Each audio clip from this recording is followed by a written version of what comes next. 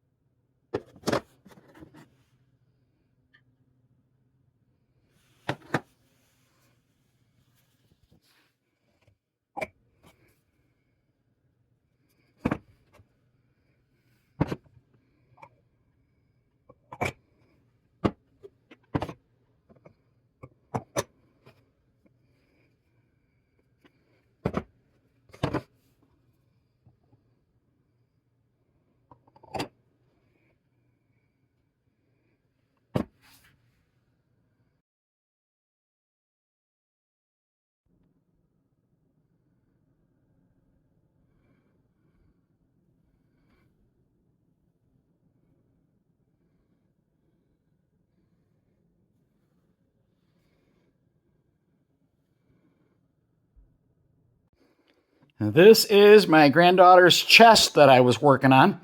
I ended up putting a chain on it to hold the lid, you know, when you open it so it doesn't hyperflex open.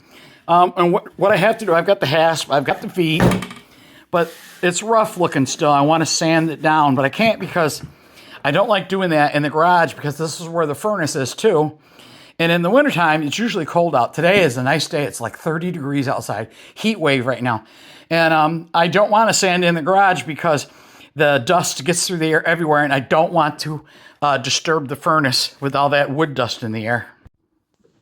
And these are the two walking sticks that I started. I haven't finished. I've got a long way to go. That one's really old. I think it's about 3 years old maybe. It's ash, and so is the other little skinny one next to it, which I just recently scraped all the bark off of. Okay, there we go. Now that's what I'm looking at when I'm sitting here. I'm looking at the tree, which squirrels go up and down. And you can see this for the first time out there on the tree. I have a solar panel camera that I bought. And I put it out there because I wanted to see what wildlife is running around in that field over there. But right here, looking out, there were gourd birdhouses in those branches. And the wind busted the branches off, and along with it came birdhouses. So over there in the snow, you can see some of them sticking out where I dragged them. And then over in this way, maybe you can start to see it. There's a downed tree over there. As one of them you can see through the snow. And then way over there is a big wood pile with, I think it's 4 tree stumps from 4 trees that my brother-in-law cut down because we have ash trees. And a lot of them got the ash borer beetle or whatever they call it. And we had to cut down ash trees before they came down and did some damage. So that's what I do. I do all this stuff in the morning. And then I have craft projects. And I do my games on the computer and everything. But that's what I've been up to for however long it's been since I put up a video. We had some severe windstorms with 55 plus mile an hour winds that came through, snapped trees everywhere. We have 4 of them on the side yard that are down.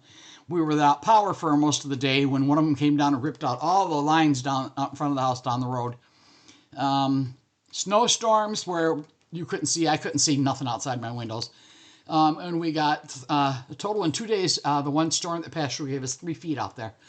I was buried in where my car sits a couple of times. And here we are today. It's like 30 degrees and everything is melting. I don't know how long it'll last. I hope a couple days so we can get rid of some of this ice because what looks like snowdrifts out there isn't snowdrifts. It's ice. I went to walk up on one to check on some of my flashy outdoor lights that I got, and I thought I was going to step into snow. I actually walked right up on top of it because it was ice. So I've been working on all the resin things, which I make the mobiles with, and to give to all the kids. And when you put them outside, the sun hits them. Boy, they are pretty. But so that's what I've been doing. I went to my one granddaughter's bowling match yesterday. I haven't been getting out that much because the weather has been so crappy. But so I don't have a lot to report, but that's what I've been doing. My projects. There's the walking sticks, which I got to get back after them. There's the Birdhouse gourd that I've got to finish up. I've got all the acrylic molds things that I'm working on. And then I got a new mold that came today. This is Oogie Boogie from Nightmare Before Christmas. So I'm going to pour a couple of them, and they're going to be glow in the dark green. So yeah, it's a lot of stuff. I just go from place to place and do things like in the living room. It's set up on my couch, and my table down there has got stuff all over it. My chair with my footstool has got a board on top of it with stuff set up on it.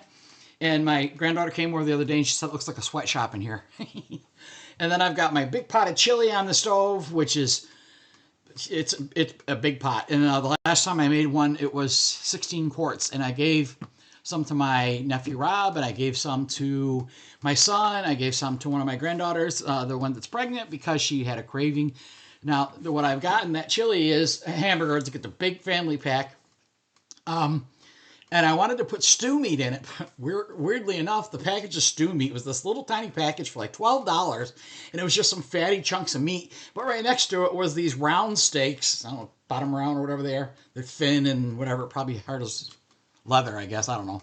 And it was like $17. And there were two really big ones in it. So I bought that and I brought it home. And I cut them up in tiny little pieces. I threw them in there. So there's corn, tomatoes, hot peppers, bell peppers, onions, pinto beans, black beans, beef broth, cumin, chili powder, and some other seasoning that I put in there. So it's cooking away. It'll take a while. I go in and check it every now and then to see if the vegetables are getting soft in there yet. And it's coming along. And then it's got to cool for forever, because by the time it's done cooking, it will be hot. And then once it's cool, I can put it in the Ziploc baggies and get it in the freezer. My one grandson came by the other day and said he was actually looking to see if I had a bag because he likes my cooking. I gave him spaghetti sauce instead, which he was very happy. Anyway, the sun is out. I've got that gourd to work on. I've got those acrylic things to do. I want to go mix up some resin and pour this little guy, because my grandkids love him, and make a couple of them. I'm not sure if I'll make a mobile or what I'm going to do, but I'm going to pour some of him. And that's what I'm doing. Hope you all have a good day. And I hope for wherever you are, you're having a nicer day in the weather too. Because I know a lot of people went through some really hard times with these crazy storms that passed through. But spring is on the way. Think spring.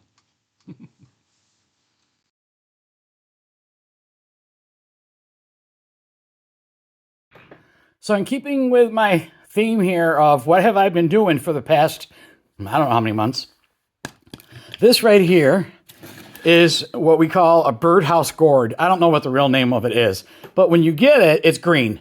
And what you do is you put it somewhere cool, which I have it out in my garage, and it dries out, and it actually grows mold, and it had mold all over it.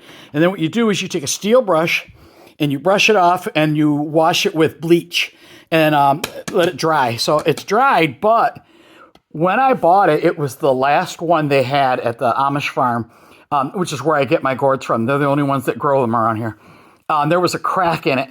And they said if you wanted to buy it, because they weren't going to give me a discount for the fact that it had a crack in it, which, whatever.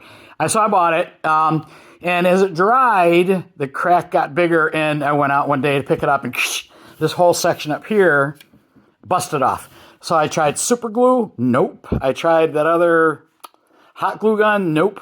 And this was a cheapy 2-part epoxy that I got off of Temu. I don't know, it was even $5 for this. And this is hard as steel.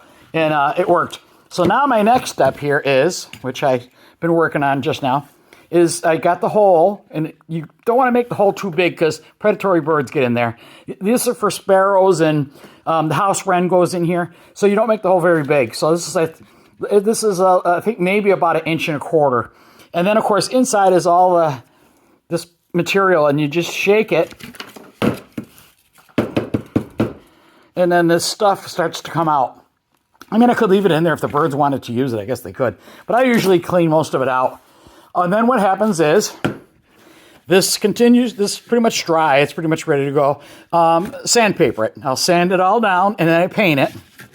I'll have to figure out how to attach a hook, which I usually, that's why I love wire coat hangers. I use those things to hang most of my stuff. Here's one that was in the tree. I think I made it last year. And we had some severe windstorms, and I lost so many branches out of my tree.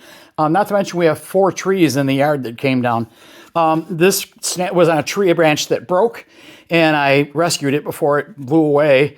And this is full from a bird that was living in there, which is a house wren. And I recognize how they build their nests. It's just, if I were to dump this out, you'd be amazed how many tiny little twigs are in there. But this will go back. It's okay. I got to fix the hook that was there that isn't there anymore. And that'll go back outside. This will go outside once it's all done and painted and I have a hook on it. So that's a birdhouse gourd project to go along with all my other projects I'm working on.